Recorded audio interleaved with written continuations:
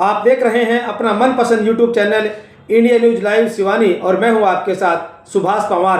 आज की खबर भिवानी के बापोड़ा से, जहां पर 12वीं कक्षा के छात्रों ने क्लास टीचर की कुर्सी के नीचे एक पटाखा बम लगा दिया और शिक्षा विभाग ने इस मामले का पटाक्षेप कर दिया है। आइए विस्तार से बताते हैं पूरी खबर क्या है।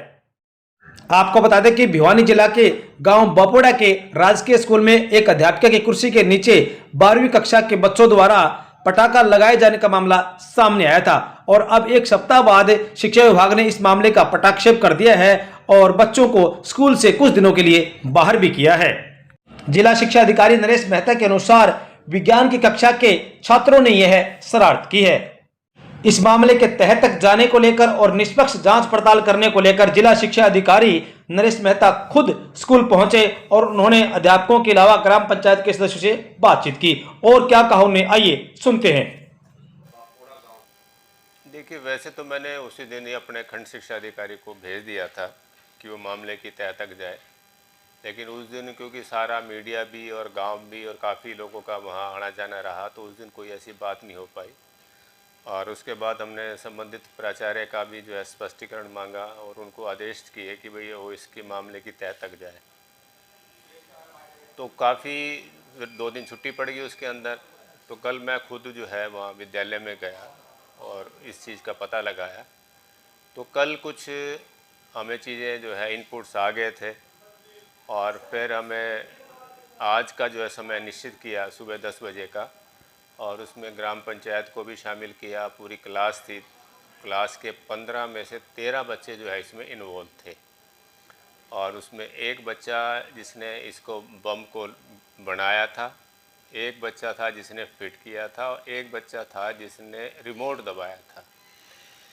तो उनके सभी के माता पिता भी जो है आज हाजिर थे मौके के ऊपर और सारे वो शर्मिंदा थे। हालांकि हम तो ये चाह रहे थे कि सभी बच्चों को रेस्टिगेट कर दें, लेकिन एक साथ इतने बच्चों को बाहर करना वो भी जो है उनके हित में नहीं है। तो ये देखते हुए ग्राम पंचायत ने भी और उनके अभिभावकों ने भी ये अपने लिखित में अपनी वो दी है, माफ़ी मांगी है और आश्वासन दिया है कि भविष्य में इस प्रकार की कोई पुनरावृत्ति नहीं होगी और यदि कोई भी बच्चा अगर ऐसा पाया गया उसके खिलाफ वो ग्राम पंचायत भी कार्रवाई करेगी और पुलिस विभाग भी उस पर कार्रवाई करेगा।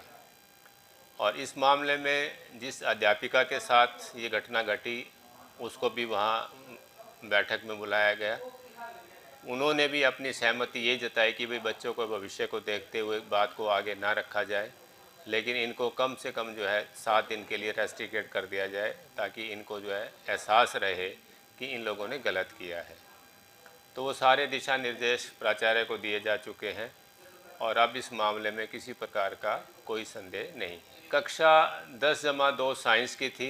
उस कक्षा में 15 बच्चे हैं, कुल 15 में से 2 बच्चे अनुपस्थित थे और बाकी 13 बच्चों ने ये सामूहिक रूप से एक मजाक के तौर पर, एक प्रैंक करने के तौर पर जो है ये कार्य किया था। उन बच्चों को ये नहीं मालूम था कि इतना बड़ा नुकसान हो सकता था, किसी को जान माल की हानि हो सकती थी।